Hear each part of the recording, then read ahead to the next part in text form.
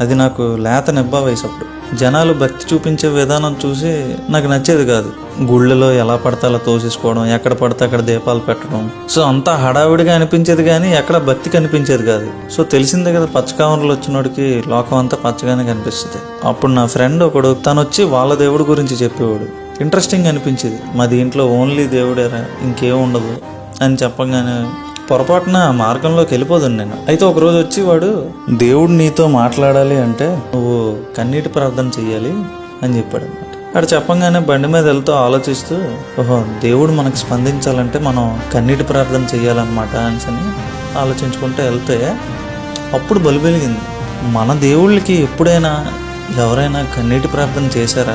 ఎప్పుడు చూసినా మనం దండం పెట్టుకొని కోరికలు కోరుకుంటాం తప్పితే ఎప్పుడైనా ఎవరైనా కన్నీటి ప్రార్థన చేశారా అని చరిత్రలో చూసుకుంటే ఒక రామదాసు కన్నీటి ప్రార్థన చేశాడు, ఒక అన్నమయ్య కన్నీటి ప్రార్థన చేశాడు, ఒక భక్త కన్నప్ప కన్నీటి ప్రార్థన చేశాడు, ఒక మార్కండేయుడు కన్నీటి ప్రార్థన చేశాడు. సో ఇలా పరమ భక్తులు అందరూ కన్నీటి ప్రార్థన చేసిన వాళ్ళే. కన్నీటి ప్రార్థన చేస్తే మన దేవుళ్ళు కూడా స్పందిస్తారనమాట అని అర్థమైంది. అప్పుడు ఆ నాస్తికత్వపు తలుపులు బద్దలు కొట్టి బయటకు వచ్చి వెంకటేశ్వర స్వామి దగ్గరికి వెళ్ళాను. నాలో నేను కన్నీటి ప్రార్థన చేసుకున్నాను. స్వామి నా మాట విన్నాడు. ఇప్పటికీ స్వామి చెప్పే ఆ ధర్మ మార్గంలోనే ముందుకెళ్తున్నాను. నాకు రూపాయి రాకపోయినా పర్లేదు కానీ ఎప్పుడూ అన్యాయంగా ముందుకెళ్ళలేదు. అది నాకు తెలుసు, నా మనస్సాక్షికి తెలుసు. నేను ఎవరిని నమ్మించక్కర్లేదు.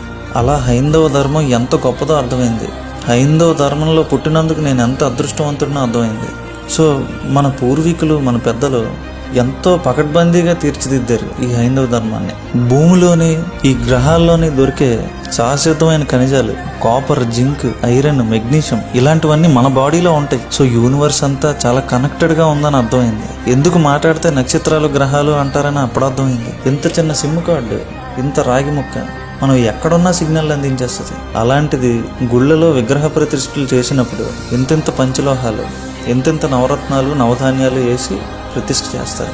ధ్వజస్తంభాలు, పూర్ణకుంభాలు, ఇవన్నీ ఇంకెంత పెద్ద యాంటీనాలు దేవుడికి మన గురించి తెలియజేయడానికి. సో అలా చూడబోతే హైందవం అంటే మతం కాదు, ఇది భారతదేశపు నాగరికత అని అర్థమైంది. దేవుడు ఎప్పుడూ మన కోరికలు తీర్చడు. మన కర్తవ్యం పట్ల మనం చిత్తశుద్ధితో శ్రమిస్తే మనం వెనకుండి సాయం చేస్తాడు.